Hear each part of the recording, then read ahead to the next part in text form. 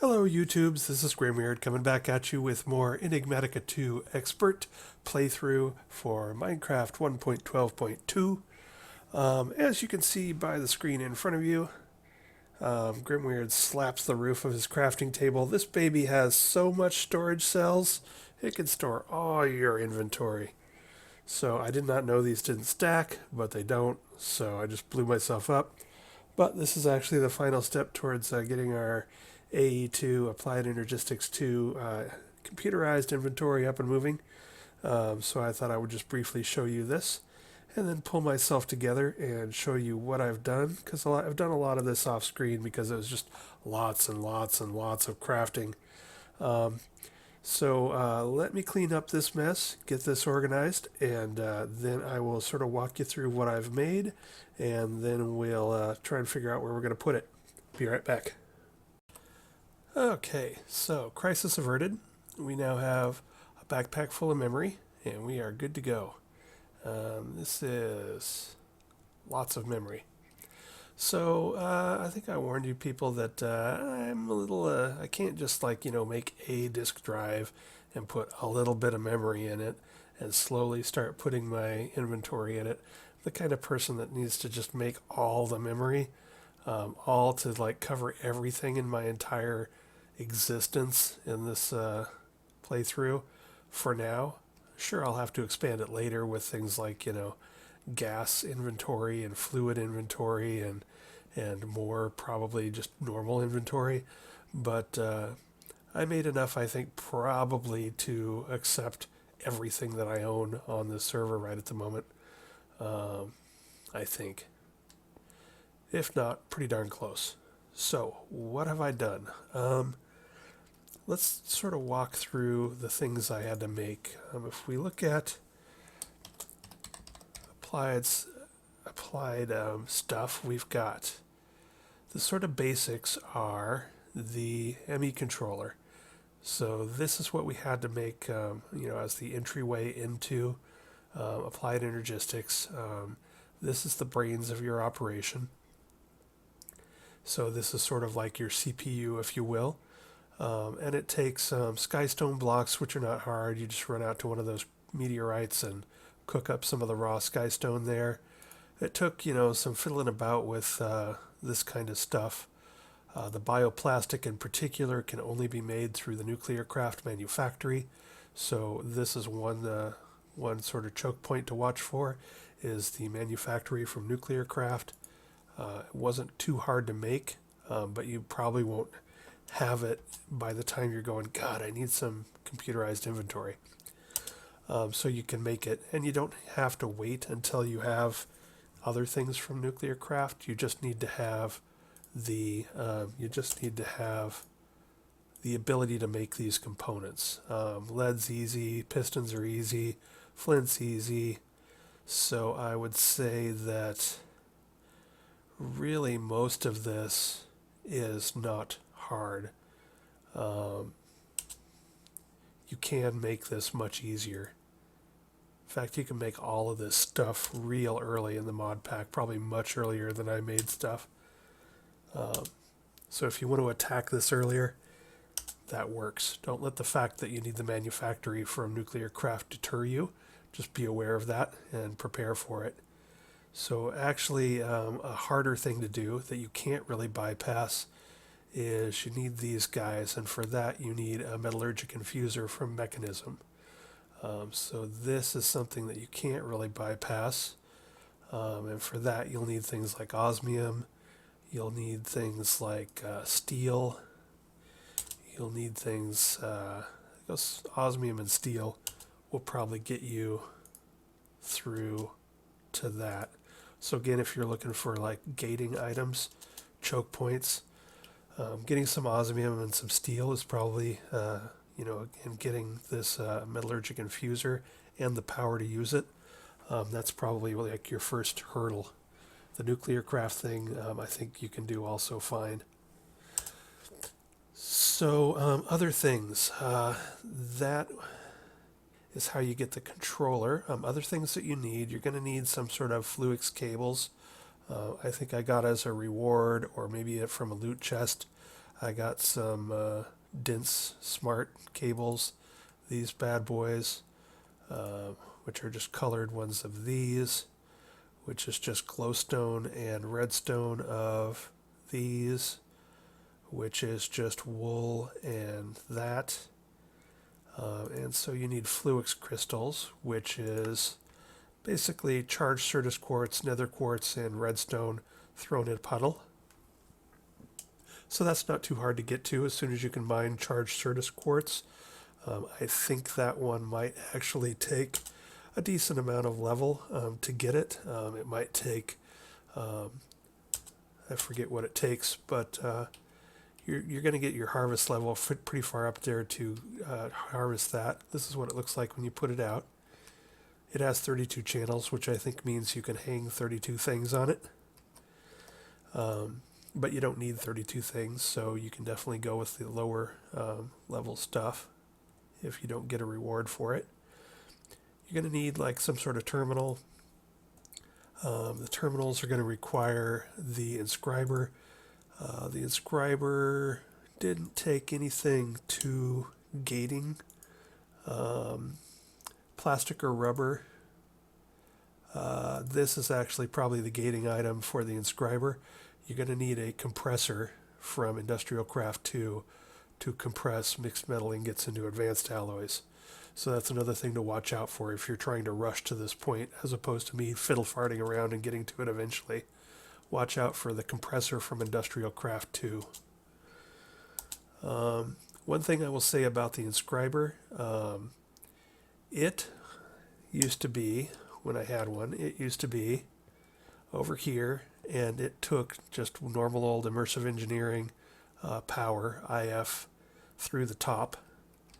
And it uses these press things that you can find in Skystone's chests near the middle of the top of those meteorites that you see all over the map.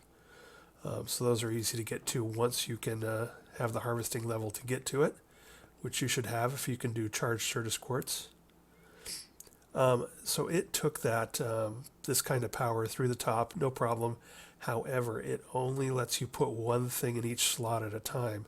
So when you are doing, when you are making, say, these guys, which is a 3-step process. First you gotta, or you have to make silicon press in silicon into printed silicon. All right, no big deal. But you've also got to make logic press into gold to make this, and then you got to put them together with redstone. So you got 3 trips through the inscriber with this, and you cannot put any stacks in this. So you put one of each in, let it finish, then put one of each in, let it finish. And so I made like 4 stacks of stuff at least, probably closer to 5 stacks of stuff through this thing, or I should say I would have, but I got real sick of it after half a stack. So one thing I would say about the inscriber is just don't. Do it just long enough to make yourself an, if we put AE2 in here for the mod at AE2, you'll see that there is another mod called AE2 Stuff, the Advanced Inscriber. And so that thing, I've got it here, and now I tried to throw it down in the same spot and run IF through the top, didn't like it. So I suspect that AE2's had it do what some of the other Applied Energistics stuff does, which is want to take Applied Energistics power. So there's this energy acceptor, which is sort of like a converter of RF and other energy sources into something that Applied Energistics can use. So I just took my crystal growth chamber off of the top of this and slapped the inscriber down on it, and that way I could put a stack of, put an entire stack of, if we go uses, I could put an entire stack of these in, entire stack of these in, entire stack of those in, and walk away, and it was just fine. So that's what I'm going to say about that. Go to the advanced inscriber. basically I would use the inscriber long enough to make these two things, which is probably all the things you ever want to make, and then move on, because the rest of this stuff is just iron and iron ingots and hoppers and whatnot. So yes, on the advanced inscriber. Let's talk a bit about Certus quartz. One of the things I was worried about prior to getting my digital miner automated mining going was just having enough Certus quartz to deal with this. I now have plenty thanks to the automatic miner. However, I still think it's probably worth it to talk about doubling your Certus quartz when making pure Certus quartz crystal. So a lot of Certus quartz crystal went into what I just made. I made 32 4K storage things. To make those, I had to have a stack and a half, so 64 plus 32, 96, 96 1K ones, and each of those took 4 pure Certus quartz, I think, something like that. It took a lot. I took around at least 96 pure Certus quartz, maybe more. So let's talk a second about crystal growth chamber. So to make the pure, well, let's back it up a second. Let's do this.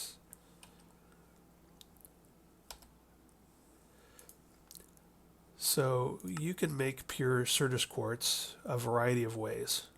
You can throw it in the enrichment chamber. If you've opened up mechanism for the metallurgic infuser, which you probably have, then you probably also have the enrichment chamber, and it will take normal Certus quartz and turn it 1-for-1 into pure Certus quartz. Okay, fine, no big deal.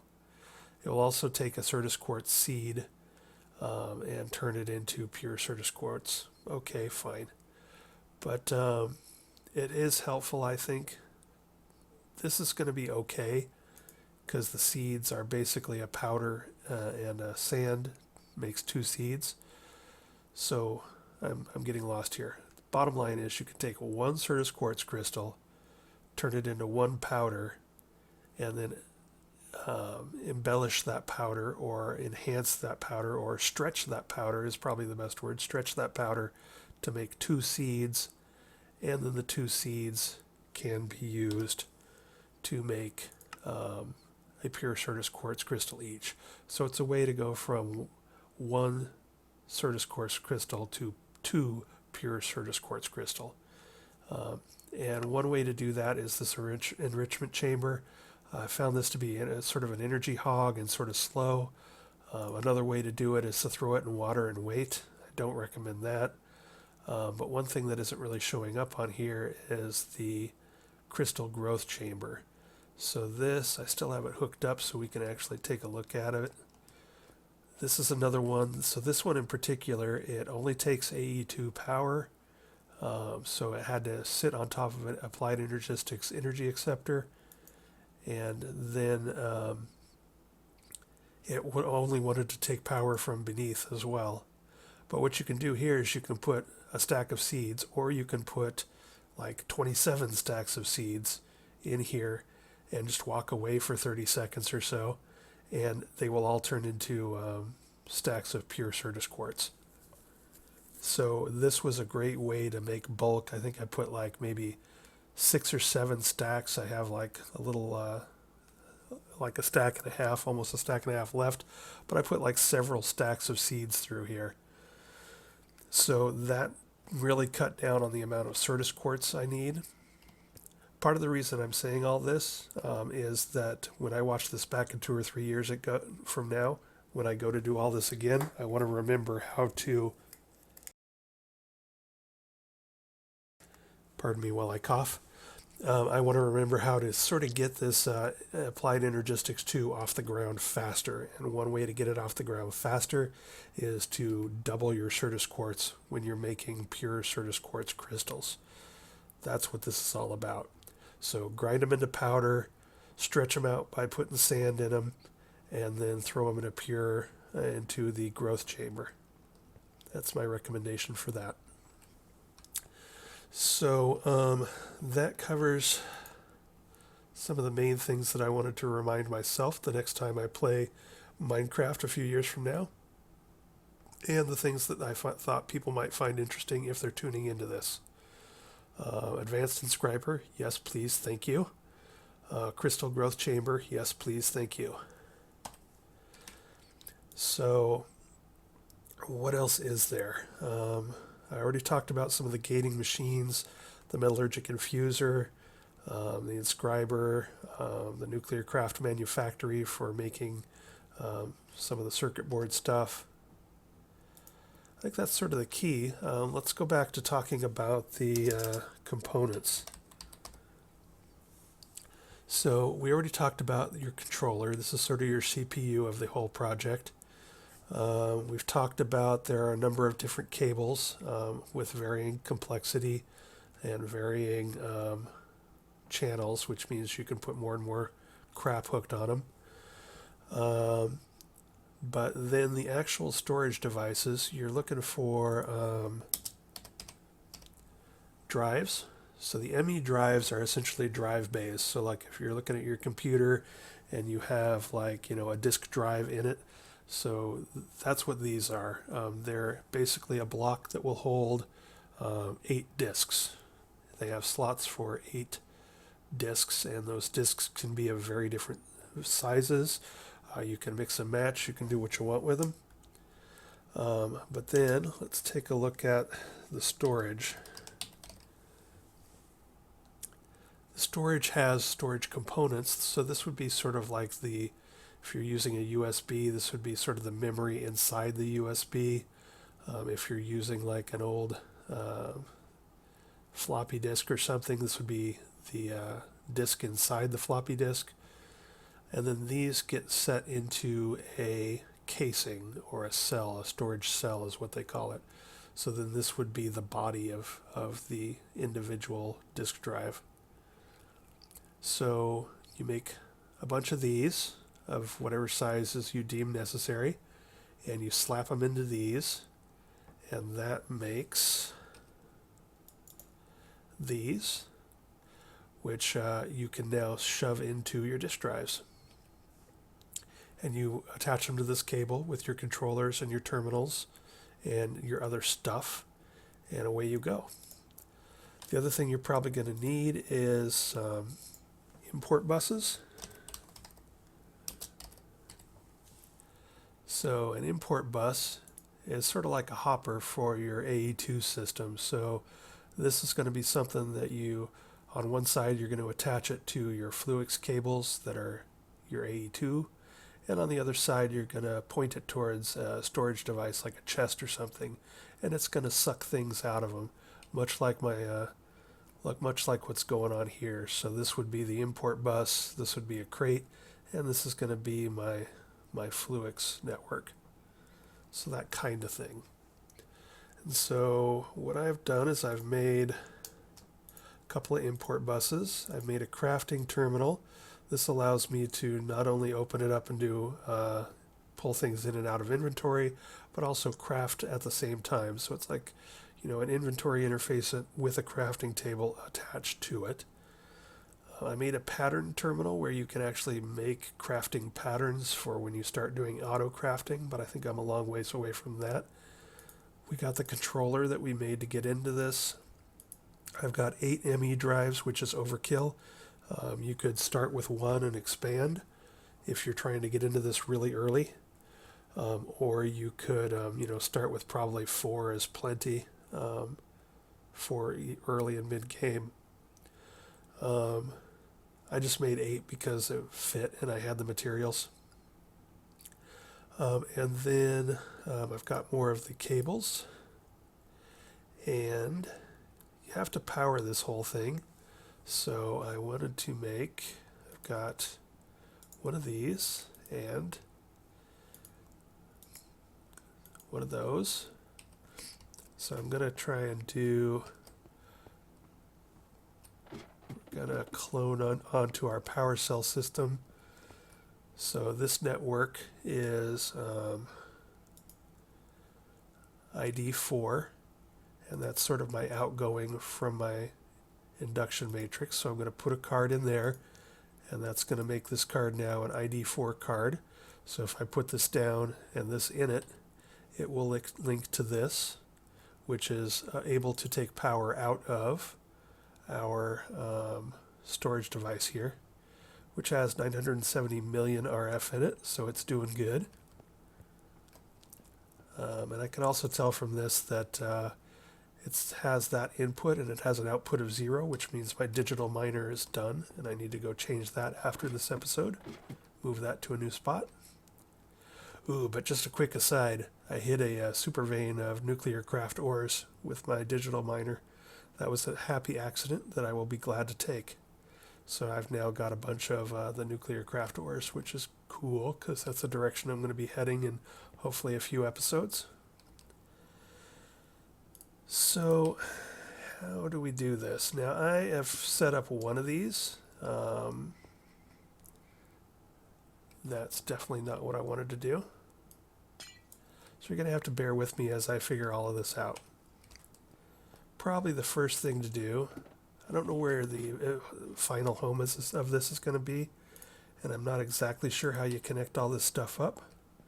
So I'm going to give it a start and see how things work. And then I think I'm going to go ahead and, just to be on the safe side, I don't think I need to use an energy acceptor here, but I'm going to anyway.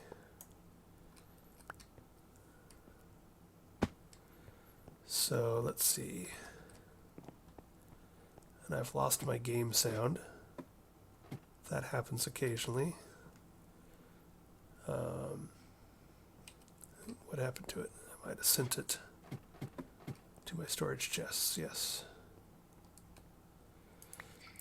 So I'm just going to, just for the sake of safety until I see whether I need it or not, I think I'm going to go ahead and use the energy acceptor here. Then I'm going to put power cell here. I'm going to change that to out. I'm going to put that in there. So now it's part of my outbound stuff. It's feeding into the energy acceptor. Oh, you know what? Let's just see if we can do it straight.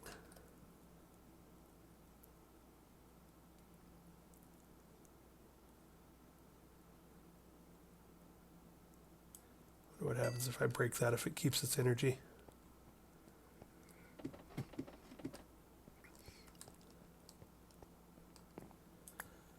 I don't want to, put unnecessary equipment in this line. It increases the footprint and blah, blah, blah.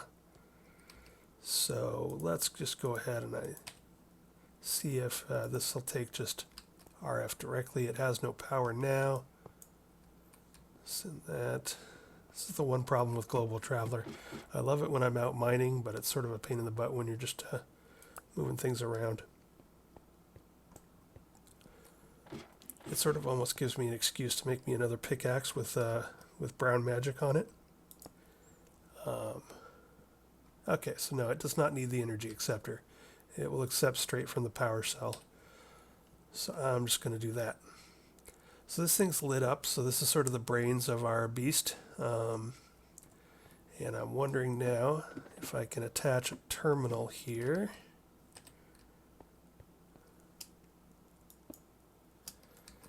Why is it facing in?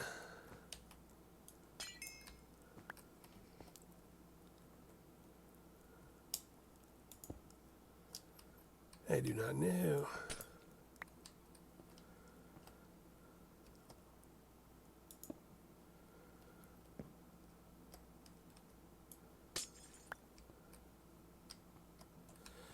Let me try something slightly different.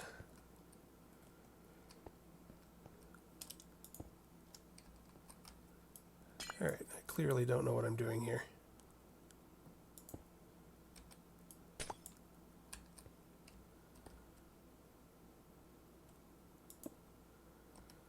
I'm not sure why the terminal is facing towards stuff. Is it openable? Yeah, you can open it. All right, I'll figure that out in a moment. So I have power. I have my CPU. Now we're going to put some storage on here.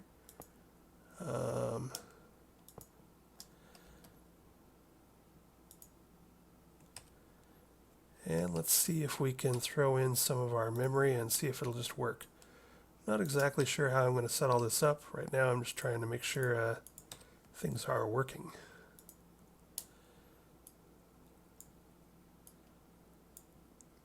So as I mentioned, these will hold 8 each.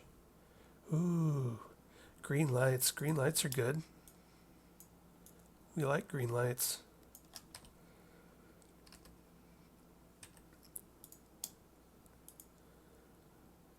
Oh, and I was wrong. They don't apparently hold 8. They apparently hold 1, 2, 3, 4, 5, 6, 7, 8, 9, 10.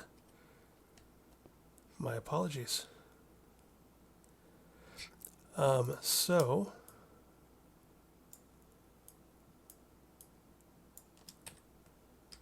I might make a few more. So this is where things will live. How this works is that there'll be 63 types. So in other words, you can have 63 different, call them super stacks if you will. And each of those super stacks can hold up to 4,096 bytes. Now I'm not sure if 1 byte equals 1 item. It might, or it might not. I don't exactly know how this works. But the bottom line is the reason I chose the 4K instead of the 1K or the 64K or whatever is this will hold 63 different items, so I can hold 630 different items, and I can hold quite a bit of each item. So then this will be now another 630, so that'll be like 1,260 items. I made 32 of these bad boys, so that's going to be like a couple thousand different items, and it'll hold quite a bit of those items. So if I have something like 12,000 stone, it may take up more than one of the 64 slots. It might, and that's, or 63 slots. It might take up, more, but it's not gonna, if I had these as one case, I would have, many, many slots taken up with just stones and stones and stones and stones, using up all my types because I had so few stone in each type. So from what I've read and from what I practiced when I did this on my run through of this, it seemed like a lot of 4Ks, and I've heard that a lot of 4Ks is sort of a good way to go.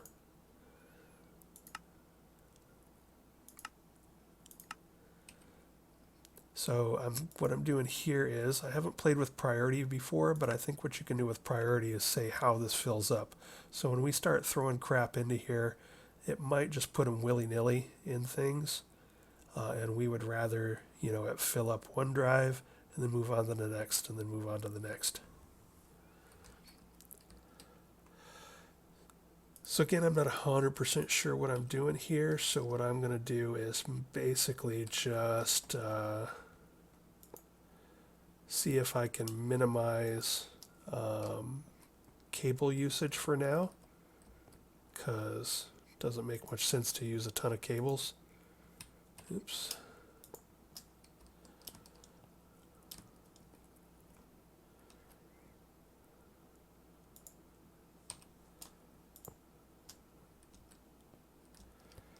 And I'm not going to come anywhere near filling up all 8, but hey, it's good to plan ahead for expansion. Or completely unnecessary to plan ahead for expansion that will never come. At this point, we're not sure.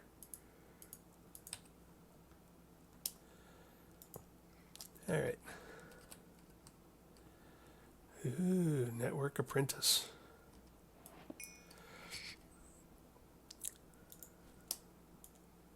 So we got a few more of these bad boys so we can start filling up this bank.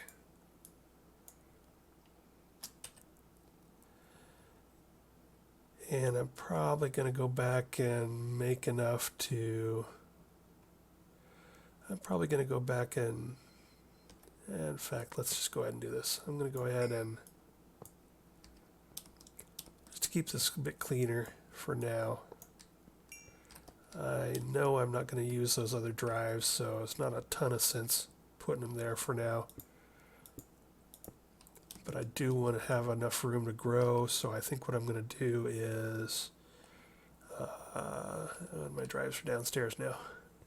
I think what I'm going to do is make put 4 drives in place and see how that fills up, and go ahead and fill them up with 4K storage, maybe if I need to, and then we'll expand from there.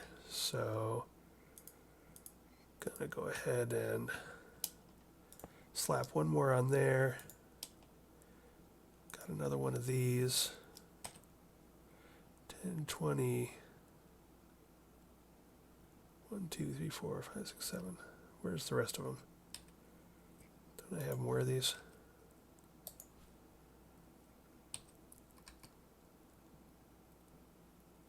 Ten, 20, 1, 2, 3, 4, 5, 6, 7. I have 32 of these, so I got 5 more somewhere. Oh, they may have come down in here. Yeah, they came down in here when I sort of blew up my inventory by making a ton more than I needed, by not realizing they didn't stack. Alright, so now we've got a server stack going on. Oops. Let's fill this one up first. Start this one. So I set this as priority 100. I assume higher the number, the higher the priority. This one I set at 90. We'll set this one at plus 100 minus 10 twice to 80. This will go plus 100 minus 10 3 times to 70.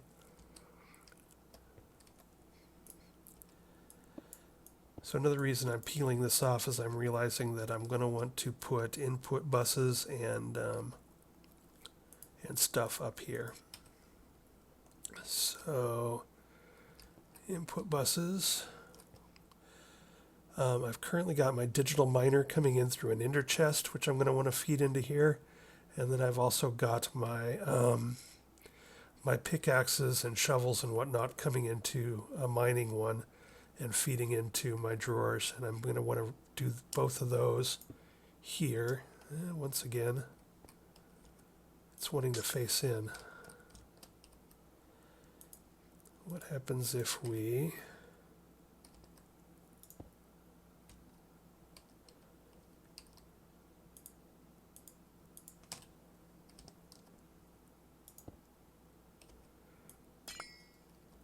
Alright, so that's going to take a little fiddling to figure out what's going on there. We can expand this on up. So you get the idea of what I'm trying to accomplish here. We've got power to our drives. And then if I'm being, really finicky, I might just throw up a brick of obsidian around this, just in case anything weird happens. I didn't around my storage drawers, so it's not going to be the end of the world. And it's not like I am building any... Oh, pardon, I have to cough. It's not like I'm building any nuclear generators right at the moment that might explode. But I will probably build a little pillbox of obsidian around this just to protect my inventory in case anything goes crazy once I get everything settled and get everything where I like it. So now I'm going to pause and I'm going to go figure out how to make the import buses and the terminals face away from the pipes. And I'm going to see how things are looking and if things are looking good, and then we'll start testing putting stuff into it. And once we get some stuff into this, we'll probably call it an end of an episode. So I'll be back in a moment.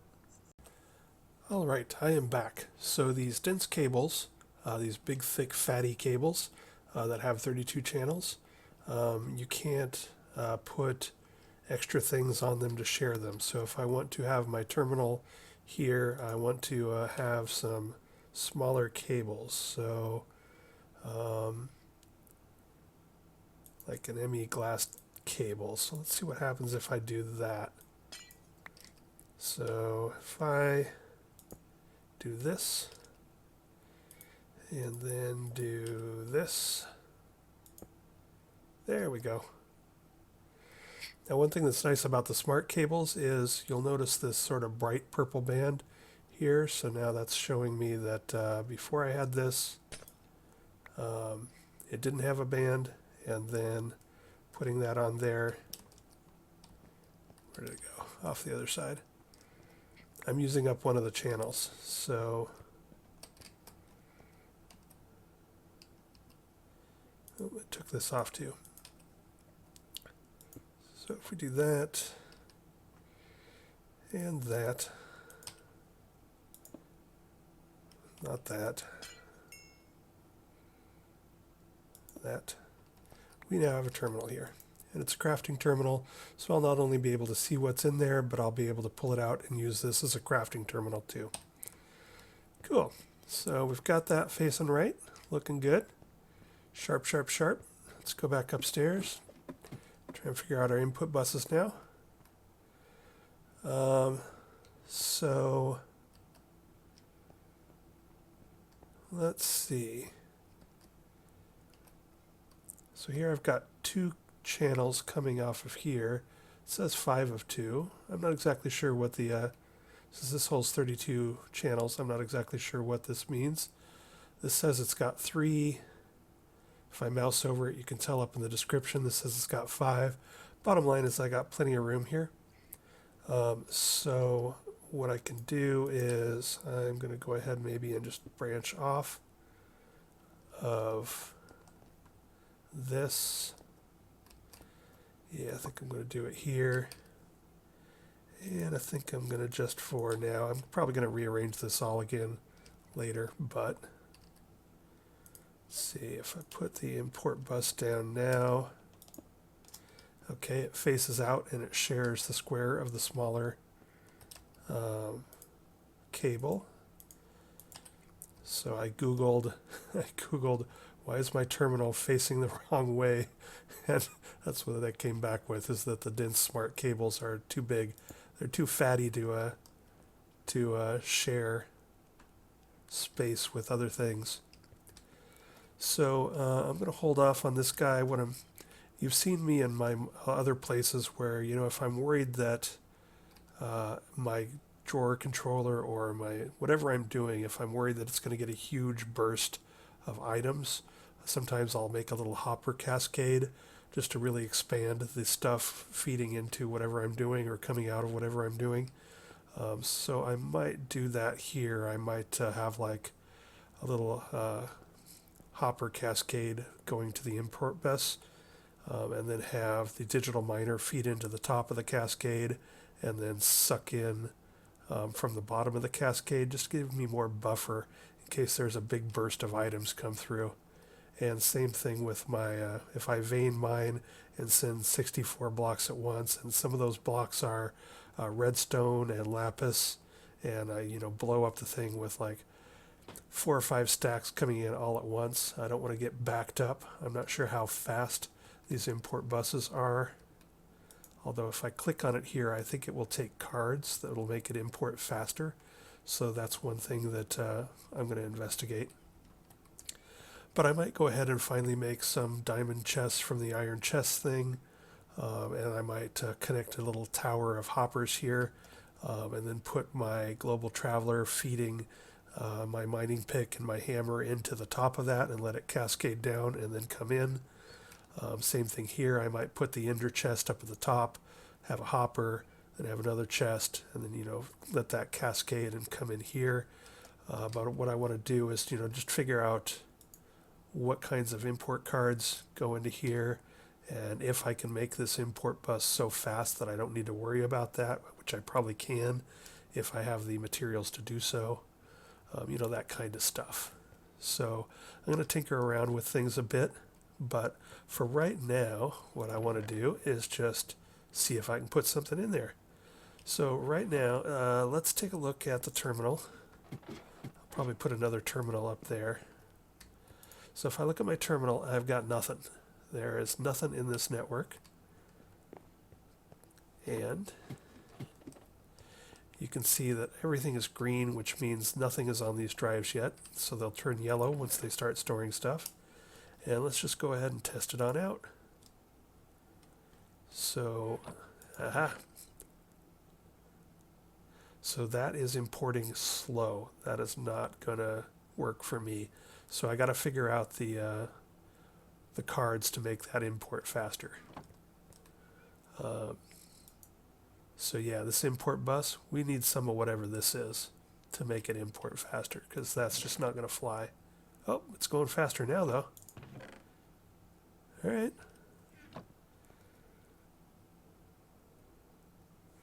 Huh. Okay.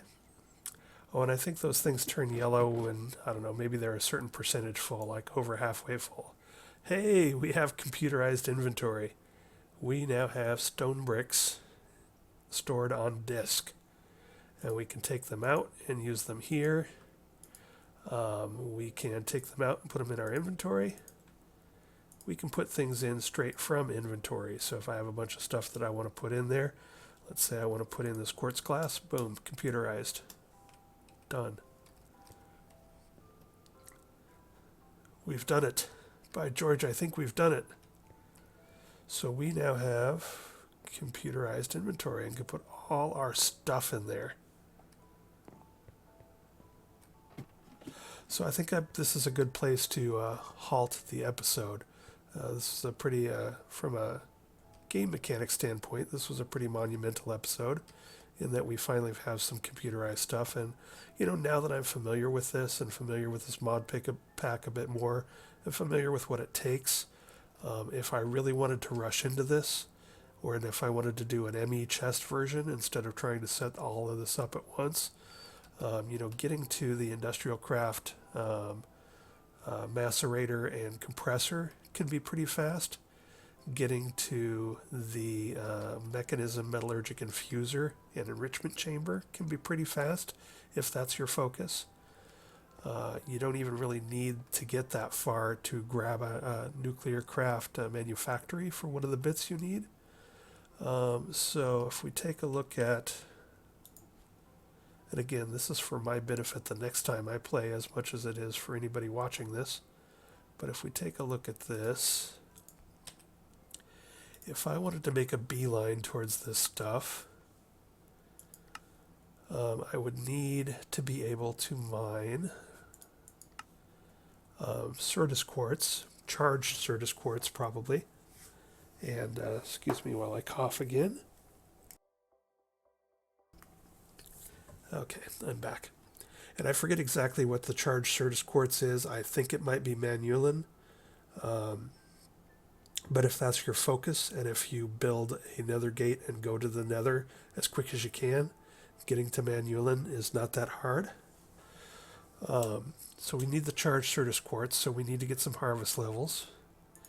Industrial craft, well, if we look at the gates, industrial craft is open early, and it's not too horrible to get to. You need this and this and this and this, and compressor. So you need this first little junction here.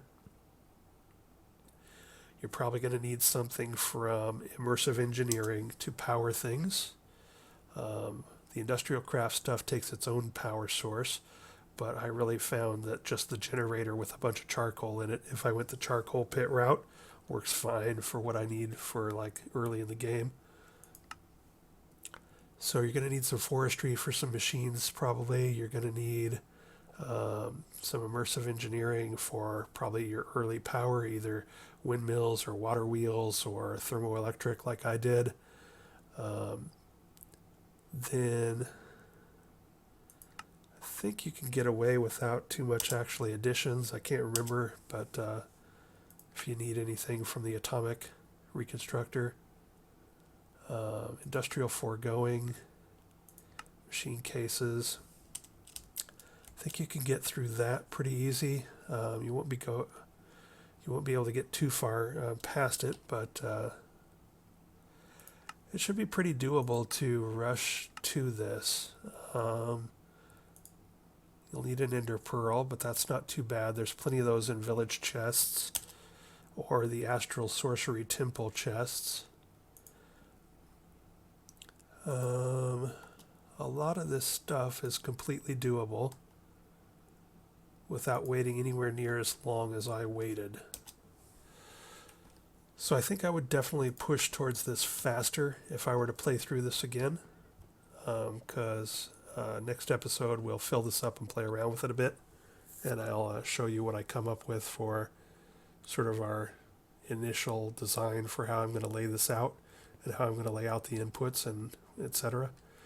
But yeah, I think you can obviously get this way faster than I did.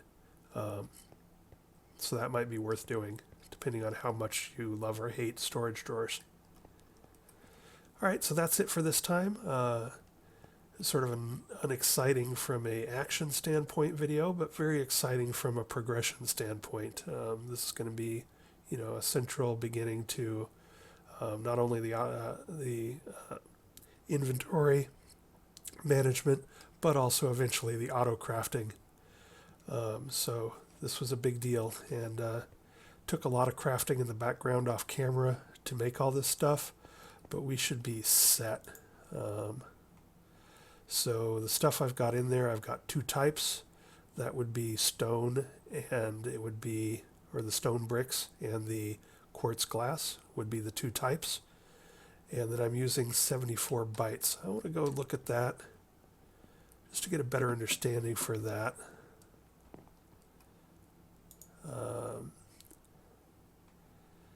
So that's about how many blocks I have.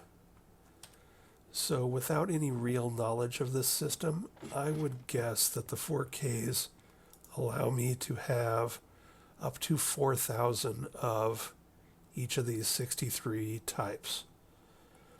So if we take a look at my storage drawers,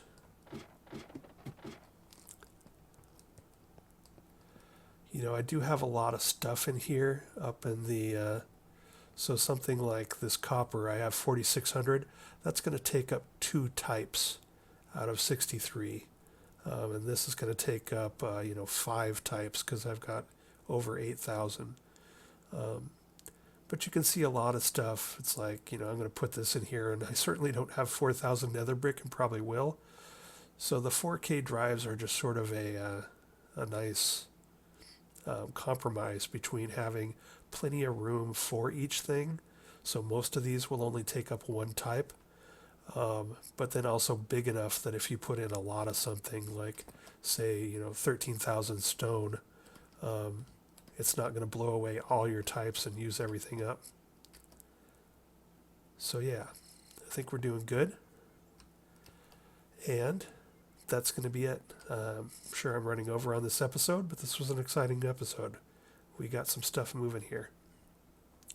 So next time, I'm going to show you, I already told you what I'm doing next time. I'm going to play around with my input buses and how that works and the cards, and we're going to put a bunch of stuff in here. So I'll see you next time.